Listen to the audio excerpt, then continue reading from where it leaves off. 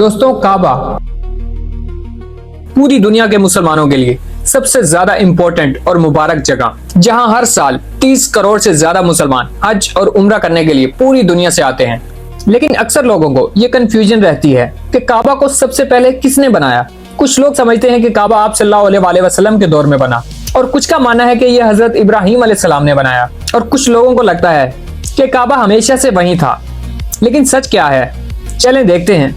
दोस्तों, साइंस कहती है कि ये दुनिया तकरीबन 4.5 से 5 अरब साल पुरानी है।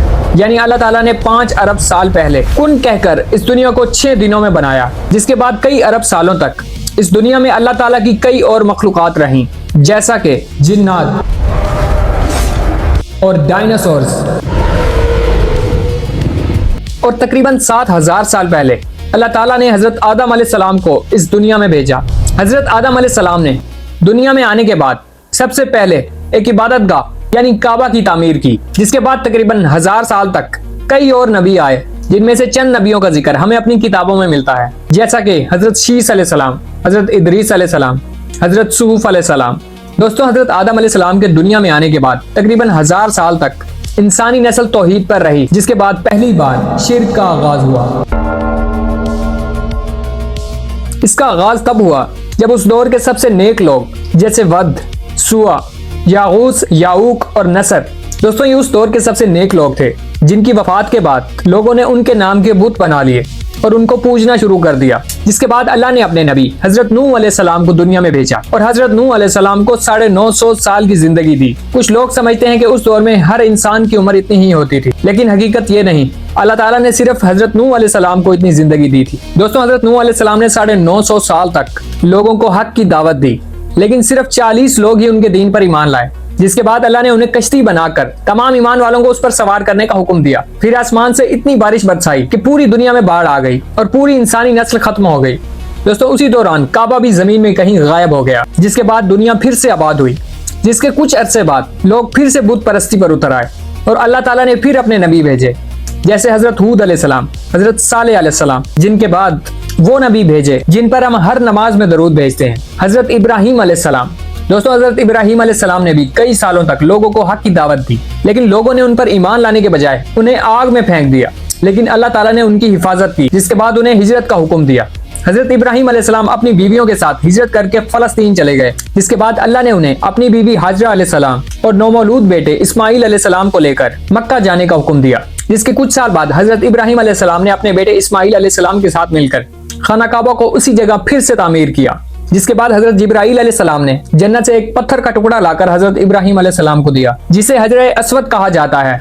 जिसके बाद कई सालों तक काबा अपनी जगह पर सलामत रहा और मुसलमान पूरी दुनिया से आकर उसका तवाफ करते रहे। लेकिन आप सल्लल्लाहु अलैहि वसल्लम की पैदाइश से 30 साल पहले किसी ने पहली बार काबा पर हमला कर दिया। उस शख्स का नाम अब्राहा था, जो उस वक्त यमन का बादशाह था। उसका ताल्लुक क्रिश्चियनिटी से था।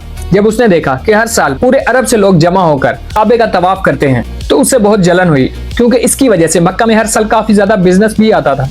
जिसकी वजह से अब्राहा ने काबा के मुकाबले में यमन में एक बहुत बड़ा चर्च बनाया, ताकि अब लोग पूरी दुनिया से हर साल यमन आए और उस चर्च का तवाफ करें। लेकिन अब्राहा का ये प्लान बुरी तरह फ्लॉप हुआ, क्योंकि लोग अब भी उसी पुराने काबे का तवाफ करते थे। इसके बाद अब्राहा से बर्दाश्त न हुआ और उसने हाथियों की फौज लेकर काबे पर हमला कर दिया। लेकिन अल्लाह ताला ने काबे की हिफाजत की और आसमान से एक परिंदों का झुंड भेजा, जिन्हें हम अबाबील कहते हैं। दोस्तों, अबाबील ने अब्राहा की फौज पर कंकरियां बरसाईं, जो अब्राहा की फौज को चीरते हुए जमीन में धंस गई और अब्राहा की फौज वहीं खत्म हो गई। जिसके बाद आप सल्लल्लाहु अलैहि वसल्लम की पैदाइश हुई और अल्लाह ताला ने काबा को नमाज का किबला बनाया। दोस्तों, नमाज का पहला किबला काबा ही था, लेकिन जब आप सल्लल्लाहु अलैहि वसल्लम को अपने साथियों के साथ मदीना हिजरत करनी पड़ी, तब तकरीबन 17 माह तक मुसलमानों ने बैतुल मकदस की तरफ रुख करके नमाज पढ़ी।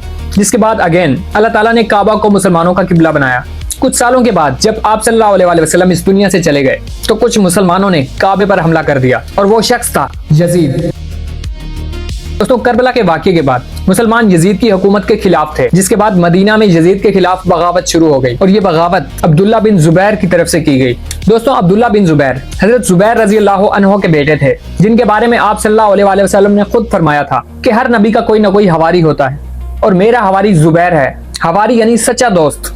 दोस्तों, यजीद ने जब मक्का पर हमला किया, तो वो अब्दुल्ला बिन जुबैर की फौज को तलवारों से शिकस्त ना दे सका, जिसके बाद उसने मंजनीकों का इस्तेमाल किया और दूर से पत्थर और आग के गोले बरसाए, जिनमें से एक काबा पर लगा और काबा आग की लपेट में आ गया। दोस्तों, यजीद की फौज अब्दुल्ला बिन जुबैर को शिकस्त ना दे सकी और खाली हाथ वापस लौट गई, जिसके बाद हजरत अब्दुल्ला बिन जुबैर ने काबा को फिर से तामीर किया और बिल्कुल वैसा ही बनाया जैसा हजरत इब्राहिम अलैहिस्सलाम ने बनाया था। जिसके बाद कुछ साल तक हजरत अब्दुल्ला बिन जुबैर की हुकूमत में काबा महफूज रहा, लेकिन कुछ साल बाद फिर से उमैया खलीफा अब्दुल मलिक ने हज्जाज बिन यूसुफ की क़यादत में एक लश्कर भेजकर मक्का पर हमला कर दिया और उस लश्कर ने हजरत अब्दुल्ला बिन जुबैर को शिकस्त दे दी। लेकिन चूंकि हजरत अब्दुल्ला बिन जुबैर को शिकस्त देना इतना आसान नहीं था, तो हज्जाज बिन यूसुफ ने अगेन मंजनीकों के जरिए मक्का पर पत्थर बरसाए, जिनमें से एक पत्थर सीधे जाकर काबा पर लगा, जिसकी वजह से काबा को बहुत ज्यादा नुकसान पहुंचा। और जंग खत्म होने के बाद अब्दुल मलिक ने हज्जाज बिन यूसुफ को मक्का का गवर्नर बना दिया। फिर हज्जाज बिन यूसुफ ने काबा की तामीर की, लेकिन वैसी नहीं जैसी हजरत इब्राहिम अलैहिस्सलाम ने की थी, जिसके बाद काबा कई साल तक महफूज रहा। और फिर आज से कुछ साल पहले यानी 1979 में काबा पर फिर से हमला हुआ, जो अगेन एक मुसलमान ने किया, जिसका नाम जहीमान था, जो कि मेहदी होने का दावा भी कर चुका था।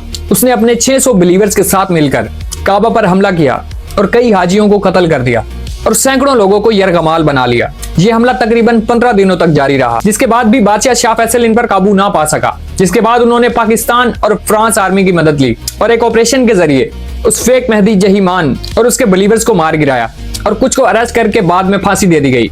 दोस्तों, वीडियो पसंद आए तो वीडियो को लाइक और चैनल को सब्सक्राइब लाजमी कर लीजिए, ताकि बाद में आने वाली ऐसी इंटरेस्टिंग वीडियोस आप तक पहुंचती रहें।